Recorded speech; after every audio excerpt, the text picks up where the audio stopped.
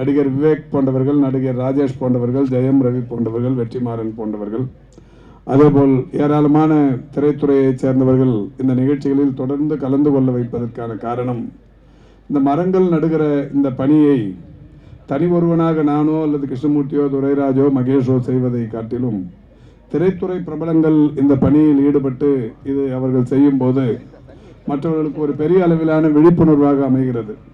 எனவே இவர்களால் இந்த காரியம் செய்யப்படும் போது இன்னமும் அது பெரிய அளவில் பிரபலம் அடைகிறது, மற்றவர்களை அது செய்ய தூண்டுகிறது. அதன் காரணமாகத்தான் திரு வடிவேல் அவர்கள் இந்த நிகழ்ச்சிக்கு வந்தால் சிறப்பாக இருக்கும் என்கின்ற வகையில் அவரை இந்த நிகழ்ச்சிக்கு அழைத்து வந்து அவரின் கரங்களால் இந்த மரங்களை நடுகிற பணியினை செய்திருக்கிறோம்.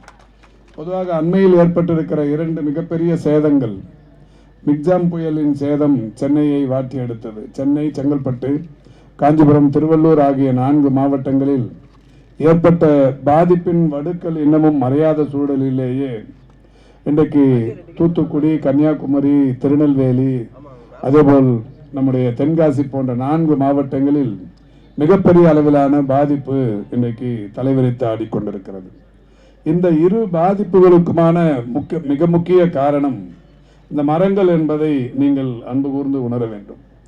இன்றைக்கு வங்கக்கடலில் ஏற்பட்ட அந்த புயல் தாக்கம் சென்னையை தாக்கியது, செங்கல்பட்டை தாக்கியது, காஞ்சிபுரத்தை தாக்கியது, திருவள்ளூரை தாக்கியது என்றால், கடலில் உருவாகிற அந்த பெருங்காற்று, அந்த மேகக்காற்றுகள் அதை தடுத்தாள்வதற்குரிய மரங்கள் இல்லாமல் போகிற சூழலில்தான் அது இன்றைக்கு மண்ணை தாக்குகிறது, மனிதர்களை தாக்குகிறது, மனிதர்கள் கட்டிய மாட மாளிகைகளை தாக்குகிறது, மனிதர்களின் உயிரை பறிக்கிறது. எனவே இந்த மரங்கள் என்பது இங்கே சென்னைக்கான பாதிப்பு அதனால் ஏற்பட்டது.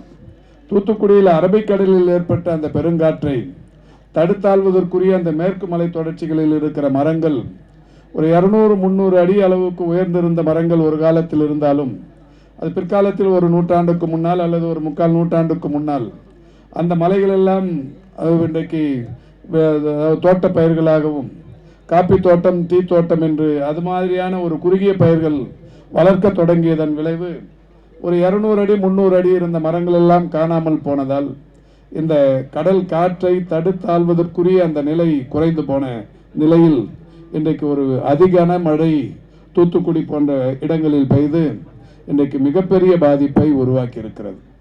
ஆக இப்போது ஏற்பட்டு கொண்டிருக்கிற இந்த பேரழிவுகளுக்கு, பேரிடர்களுக்கு மிகப்பெரிய அளவிலான காரணம் மரங்கள் என்பதை நாம் நன்றாக உணர வேண்டும். அதனால்தான் மாண்புமிகு நம்முடைய தமிழ்நாட்டின் முதலமைச்சர் அவர்கள் இதுவரை எந்த முதலமைச்சரும் தேர்தல் வாக்குறுதியில் நாங்கள் ஆட்சிக்கு வந்தால் இத்தனை மரங்கள் நடுவோம் என்று யாரும் சொன்னதே இல்லை. தமிழ்நாடு மட்டுமல்ல, ஒட்டுமொத்த நாட்டின் பசுமை பரப்பு 33% இருக்க வேண்டும் என்பது சுற்றுச்சூழல் ஆர்வலர்களின் கருத்து. 33% இருக்க வேண்டுமானால் தமிழ்நாட்டில் இருக்கிற பசுமை பரப்பின் அளவு 23.7%. 23.7% இருக்கிற இந்த பசுமை பரப்பை 25% உயர்த்துவோம் என்று மாண்புமிகு தமிழ்நாட்டின் முதலமைச்சர் அவர்கள் தேர்தல் வாக்குறுதியில் சொன்னார்கள். 23.7 25% உயர்த்திட வேண்டும் என்றால் 7.5 லட்சம் ஹெக்டேர்ல மரங்கள் நட வேண்டும் என்பது முதலமைச்சரின் இலக்கு.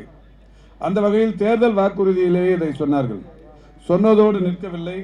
கடந்த ஆண்டு செப்டம்பர் மாதம் 24ஆம் தேதி வண்டலூரில் ஒரு 2,80,00,000 மரங்களை நடுகிற ஒரு திட்டத்தை தமிழ்நாட்டில் தொடங்கி வைத்தார்.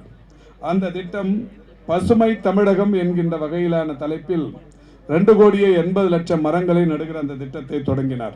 தொடங்கி வைத்துவிட்டு சொன்னார், 23.7% என்பது 25% உயர்த்தப்படும் என்பது தேர்தல் வாக்குறுதி. ஆனால் தமிழ்நாட்டில் ஒரு 10 ஆண்டுகளில் 33% என்கின்ற இலக்கையும் நாங்கள் எட்டுகிற வகையில் மரங்களை நடுவோம் என்று சொல்லி, அந்த வகையில் எவ்வளவு மரங்கள் நடப்படும் என்று அறிவித்தார் என்றால் 10 ஆண்டுகளில் 260 கோடி மரங்கள் நடப்படும் என்று அறிவித்தார். அதற்கான திட்டம், அதற்கான பணிகள் இன்றைக்கு தமிழக அரசின் சார்பில் நடைபெற்றுக் கொண்டிருந்தாலும் எல்லாமே அரசாங்கம் செய்துவிட முடியாது.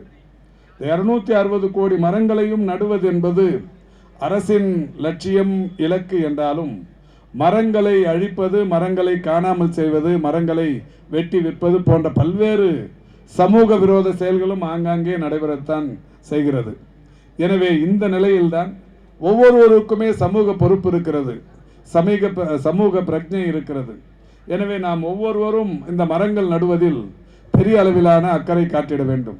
அந்த வகையில்தான் சென்னையில் மாண்புமிகு இன்றைய தமிழ்நாட்டின் முதலமைச்சர்களுடைய வழிகாட்டுதலோடு சென்னை மாநகரின் மேயராக இருந்தபோது சென்னை மாநகராட்சி மருத்துவமனைகளில் பிறக்கிற குழந்தைகளுக்கு அந்த குழந்தைகளின் பெயர்களால் மரங்கள் நடப்படும் என்று அறிவித்தோம்.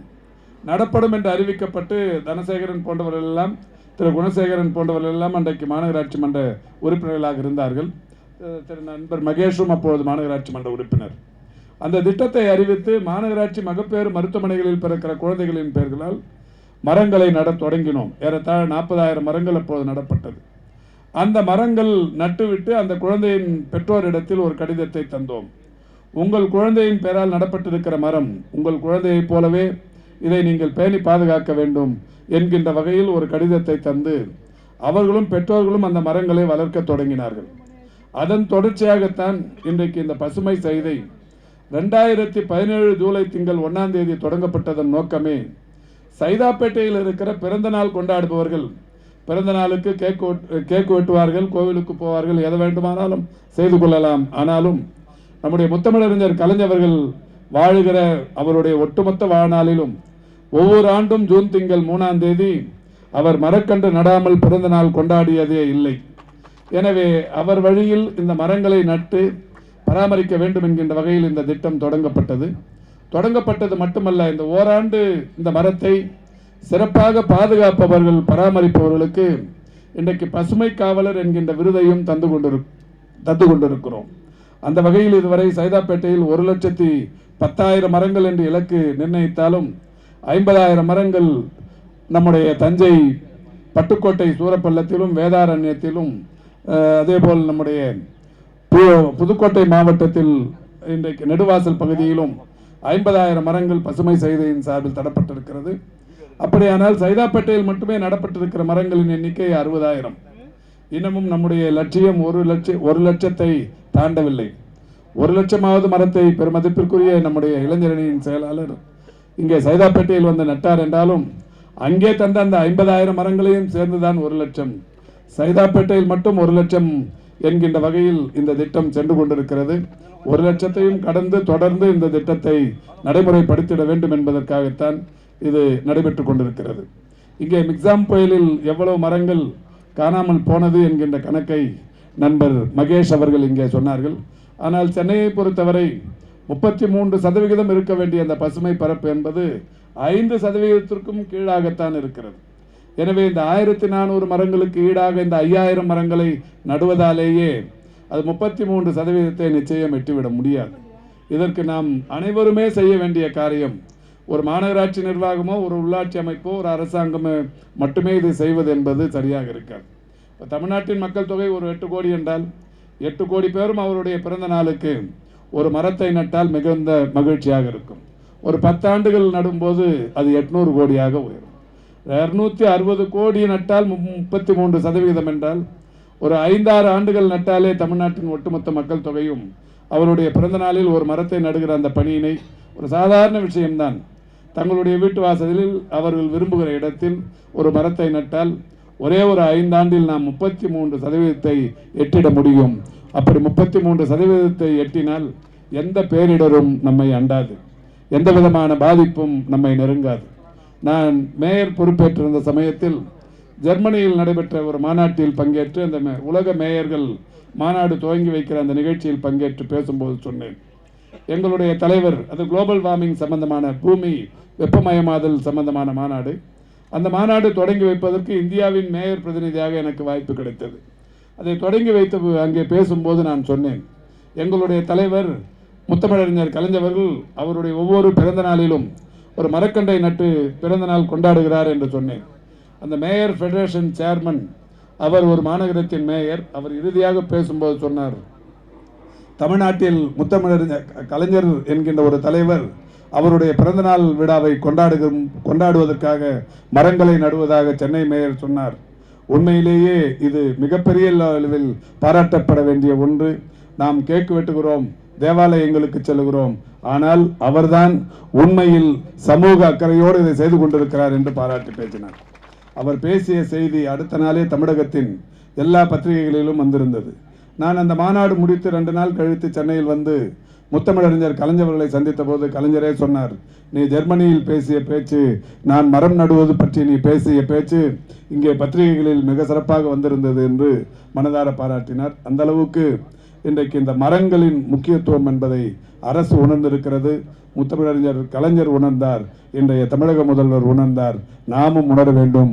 நாம் உணர்ந்தால்தான் எதிர்காலத்தில் நம்முடைய சமூகம், நம்முடைய எதிர்கால சமுதாயம் பெரிய அளவில் இடர்பாடுகள் இல்லாமல், பேரிடர் எதையும் சந்திப்பதற்கான வாய்ப்புகள் இல்லாமல் நிம்மதியாக வாழ முடியும் என்பதை நாம் அனைவரும் நினைத்து பார்க்க வேண்டும் என்று சொல்லி, இந்த சிறப்பான நிகழ்ச்சிக்கு வருகை தந்து பெருமை சேர்த்திருக்கிற இந்த பெருந்தகைகளுக்கு மீண்டும் ஒரு முறை என்னுடைய நன்றியினை தெரிவித்து, தென் சென்னையிலிருந்து ஒட்டுமொத்தமாக அனைத்து வட்ட செயலாளர்களும் வந்திருக்கிறீர்கள், அனைத்து மாநகராட்சி மன்ற உறுப்பினர்களும் வந்திருக்கிறீர்கள். உங்களை எல்லாம் இந்த நிகழ்ச்சிக்கு அழைத்ததற்கான காரணம், இது இவ்வளவு பெரிய அளவில் பிரம்மாண்டமாக நடத்த வேண்டிய அவசியம் இல்லை. 2 பேருமே வந்து ஒரு மரத்தை நட்டுவிட்டு பத்திரிகையாளர்களை சந்தித்து செய்தி சொன்னாலே இந்த பத்திரிகைகளின் மூலம் போய் செய்தி மக்களுக்கு சென்றடையும். என்றாலும் உங்களை அழைத்ததற்கான காரணம், நீங்கள் இந்த நிகழ்ச்சி முடித்து வீடுகளுக்கு சென்று உங்களுடைய வட்டங்களுக்கு சென்று ஜனவரி மாதம் முழுவதும் மரங்கள் நட்டால் ஈரப்பதத்துடன் மண் இருக்கும். இந்த மரங்கள் வேர் வந்து எளிதாக பிடித்துவிடும்.